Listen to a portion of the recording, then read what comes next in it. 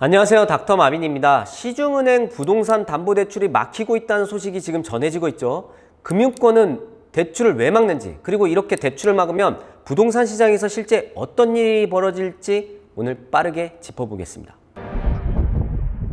KB국민은행은 7월 10일부터 주택 구입 목적의 주택담보대출 한도를 기존 6억 원에서 3억 원으로 줄였습니다. 50%를 줄인 거죠. 또한 신한은행은 대출 모집인 채널 신규 접수를 중단했고요. 기업은행도 대출 상담사를 통한 개별 대출 접수를 중단했다는 보도가 나왔습니다. 보통은 은행권 신규 주담대의 절반가량이 대출 모집인을 통해 들어오고 있거든요. 그런데 그것을 중단했다는 것은 표면상으로는 은행권에서 대출을 지금 잠근 건데요. 사실상 정부가 대출을 규제한 것과 같다고 볼 수 있겠죠. 그렇다면 왜 조이는 걸까? 그리고 왜 갑자기 7월 들어서 대출 한도 축소와 접수 중단이 잇따라 나온 걸까요? 가장 직접적인 이유는 정부의 가계대출 총량 관리입니다. 최근 가계대출이 매달 8조 원씩 늘어나자 정부는 비상관리 체계를 가동하고 금융권의 대출 관리를 강하게 주문해 왔습니다. 그러니까 가계대출 증가세를 꺾고 가계 건전성을 확보하겠다는 취지로 읽을 수 있겠죠. 그런데 왜 하필 7월일까요? 6월에 지방선거 끝나고 나서 실제 여당이 지금 굉장히 승리를 한 것처럼 보여지지만 서울에서는 야당이 승리했습니다. 그렇기 때문에 어떤 배경과 원인이 지금 부동산에 있다라는 그런 분석들이 나오고 있어요. 그래서 지금 7월 말에 정부의 부동산 대책 발표가 예고되어 있습니다. 그런데 부동산 대책 발표 전에 부동산 공개 토론회가 지금 다 잡혀 있어요. 14일에는 국토부가 공급 대책 관련해서 공개 토론회를 잡고 있고요. 15일에는 금융위가 금융 관련된 공개 토론회가 일정이 잡혀 있습니다. 그리고 16일에는 재경부에서 세제 관련된 그런 토론회가 잡혀 있고요. 마지막으로 23일에는 대통령이 직접 참석해서 국민 대토론회를 열 예정입니다. 자, 그런데 이게 시장에서 어떤 얘기를 하고 있냐면요. 이렇게 토론회를 통해서 정부 입장에서는 국민의 여론을 참고해서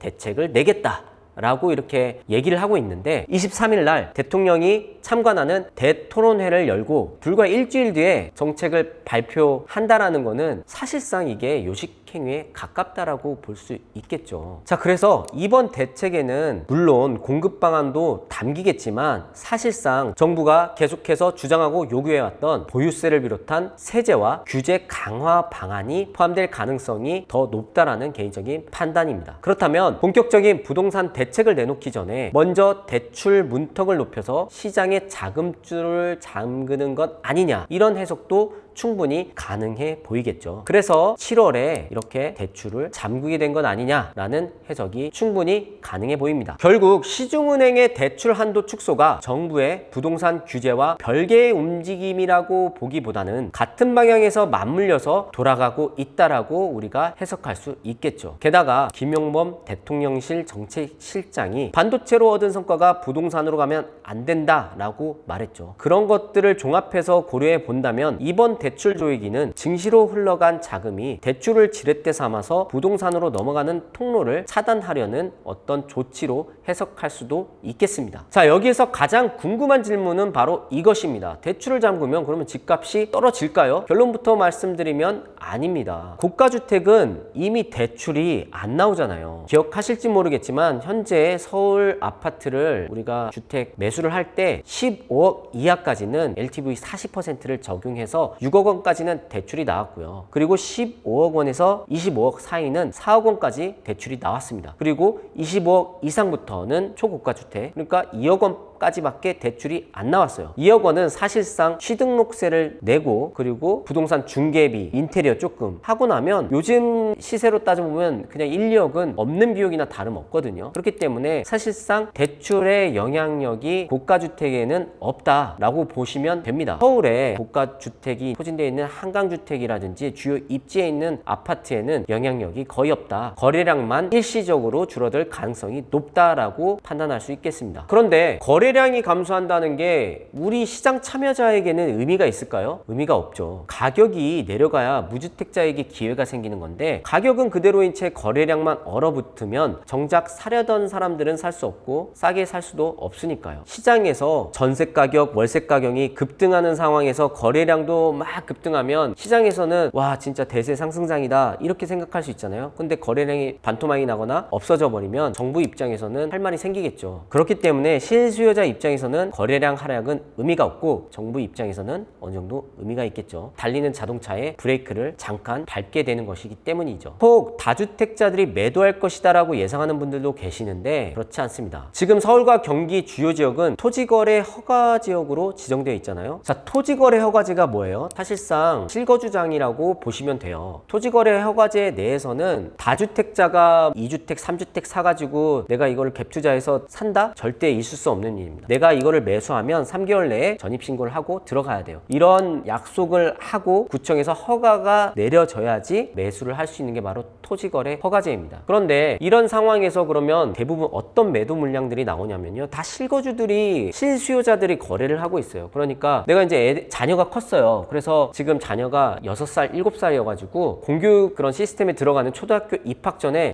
나는 좀 그래도 면학 분위기가 좋은 학군지라든지 아니면 예시설, 위락시설이 없는 지역으로 좀 가고 싶어 하는 사람들이 지금 매물을 내놓고 있는 거거든요. 그러니까 매물을 내놓는 게 다주택자 매물이 아니라 실수요자들 매물이 굉장히 많다. 이 매물을 누군가 사주면 그 잔금을 치르고 시세 차익에 내 자기 자본을 더해서 학군지라든지 면학 분위기가 좋은 곳으로 자기가 이동을 하겠다라는 그런 갈아타기 실수요자들이 있는 거예요. 이 사람들은 다주택자가 아니라 1주택자입니다. 그렇기 때문에 이 매도 물량들이 이렇게 있는데 자, 대출을 정부에서 막았어요. 혹은 금융권에서 대출을 막았어요. 6억 하던 거를 3억으로 막았어요. 그러면 단순 생각하게 되면 대출이 안 나오니까 집값이 떨어지겠네. 왜냐면 이 사람들은 집을 팔아야 되니까. 대출이 안 나오면 보유세가 인상되면 점점 마음이 쫄릴 거 아니에요. 다주택자들은. 그러면 집값을 내놓겠지라고 생각했는데 그게 아니라 아까 말씀드렸다시피 실수요자들이기 때문에 내가 갈아타려고 하는 사람들이기 때문에 이 사람들은 매수 문의가 끊기고 없으면 어떻게 해요? 안 팔면 돼요. 내 집이니까. 안 팔면 아무 문제가 되지 않습니다. 안 팔고 어떻게 해야겠어요? 야, 전월세 올라가니까 우리도 전세나 월세 주고 면학 분위기 좋은 곳으로 전세나 월세 가자 이렇게 되겠죠. 그럼 어떻게 돼요? 매매 가격은 그대로 있고 전월세 상승 압력만 계속 올라가는 그런 상황이 되겠죠. 그래서 이번 대출 압박에 영향을 주는 곳은 앞서 설명드린 대로 강남권이나 한강벨트가 있는 주요 입지의 고가 아파트가 아닙니다. 잠실 엘스의 전용 84제곱미터는 최근 35억 원에 거래가 됐고 마포 레미안 프로죠. 84제곱미터도 뭐 한 25억에서 한 30억 사이 수준입니다. 이런 시장은 이미 자기 자본 비중이 높아요.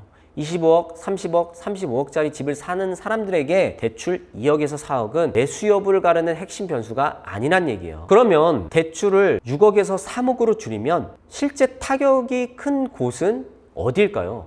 바로 대출 6억을 풀리 받을 수 있었던 15억 아파트 때 전후가 되겠죠. 그러니까 지금 아까 설명드린 대로 15억까지는 LTV 40%까지 우리가 적용이 가능하고 맥스 6억까지 대출이 나왔던 시장이란 말이에요. 이 15억까지 아파트가 지금 계속 오르고 있었던 그런 상황이기 때문에 이 시장을 단단하게 잠근 것이다 라고 해석하면 됩니다. 예를 들어서 노원 상계주공 3단지 84제곱미터는 10억 8천만 원에 최근에 신고가를 기록했고 상계주공 7단지 79제곱미터도 9억 원에 거래가 됐습니다. 이 구간은 대출 의존도가 다릅니다. 15억 이하 주택은 최대 6억, 15억 초과 25억 이하는 최대 4억까지 주담대를 기대할 수 있었으니까요. 그런데 은행이 한도를 조이면 바로 이런 지역의 가격 상승 흐름이 먼저 차단될 수 있습니다. 물론 대출이 필요 없는 현금 보유자에게는 오히려 기회가 되겠죠. 그래서 정부의 지금 기조는 초고가 시장보다는 최근 상승세가 번지고 있는 중간 가격대를 지키겠다는 의미로 읽힙니다. 실제로 데이터도 이를 증명하고 있죠. 지난 2월 서울 아파트 거래 84.3%가 15억 이하 아파트였고 그중 61%는 강북의 14개 구에서 이루어졌습니다. 동대문, 성북, 은평, 노원, 강서 같은 곳에서 서울 평균보다 높은 상승률을 보였다는 보도도 나왔고요. 결국 최근 상승장의 중심은 강남 초고가가 아니라 대출을 활용해 진입 가능한 중저가 준핵심 지역이었다는 것입니다. 결국에는 초고가 아파트를 규제하는 게 아니라 우리가 소위 말하는 서민들이 살 수 있는 그런 중저가 준핵심 지역의 아파트에 대출 사다리를 걷어 차고 있다. 그게 바로 저는 이번 금융권의 대출 축소와 대출 중단의 핵심이라고 판단하고 있습니다. 자, 여기서부터 핵심입니다. 앞으로 부동산 시장은 그렇다면 어떻게 될까요? 매매를 못한 사람이 시장에서 사라질까요? 집을 못 사도 어딘가에는 살아야 하니까 이 수요는 다시 다른 데로 옮겨가겠죠. 원래 집을 사려던 사람이 전세를 찾게 되고 전세를 찾던 사람은 전세 대출까지 맡기면서 월세로 밀립니다. 매매 수요가 전세로 가고 전세 수요가 월세로 가는 구조죠. 집값을 잡으려고 대출을 잠갔는데 결과적으로 월세를 밀어올리는 역설적인 상황이 생기게 되는 것입니다. 흐름을 정리하면 주담대 한도 축소를 하게 되면 매매 수요가 감소하고 매매 거래량이 감소되겠죠. 그러면 매수자가 감소하게 되면서 가격이 하락할까요? 아니죠. 매도자 버티기에 들어가면서 가격 하락은 제한적일 것이다. 매매를 포기한 수요는 전세 시장으로 유입될 수밖에 없다. 전세 대출까지 축소가 되면서 월세 시장으로 이동하게 되면서 월세 수요는 상승 압력을 받을 수밖에 없다. 결과적으로는 청년 신혼부부 3040 실수요자가 부담이 증가될 수밖에 없는 구조로 간다. 이게 현재 주담대 한도 축소 접수 중단의 결과라고 볼 수 있겠습니다. 자, 결론적으로 대출을 잠그면 집값 상승 속도는 잠시 느려질 수 있습니다. 그러나 공급이 부족한 서울시장에서 가격이 쉽게 무너질 가능성은 낮다라고 판단하고 있습니다. 먼저 나타날 것은 가격 하락이 아니라 거래량 감소고, 거래에서 밀려난 수요는 임대시장으로 이동할 가능성이 높습니다. 특히 전세 대출까지 함께 조이면 그 수요는 결국 월세로 밀리게 되겠죠. 부동산 시장에서 정말 무서운 건 집값이 잠깐 흔들리는 게 아닙니다. 내가 살 집을 선택할 수 있는 폭이 점점 줄어들게 되는 것입니다. 그래서 실수요자라면 대출이 더 막히기 전에 자금 계획이 가능한 범위 내에서 매매 타이밍을 다시 점검해 볼 필요가 있겠습니다. 지금은 가격이 떨어지길 기다리는 전략보다 내가 실행 가능한 한도가 얼마나 남아있는지를 먼저 확인하는 게 현실적이라고 볼 수 있겠습니다. 자, 오늘 부동산 자본 이슈는 여기까지 마치고요. 다음 편에서 또 이어가겠습니다. 구독과 좋아요는 큰 힘이 됩니다. 이제까지 닥터 마빈이었습니다.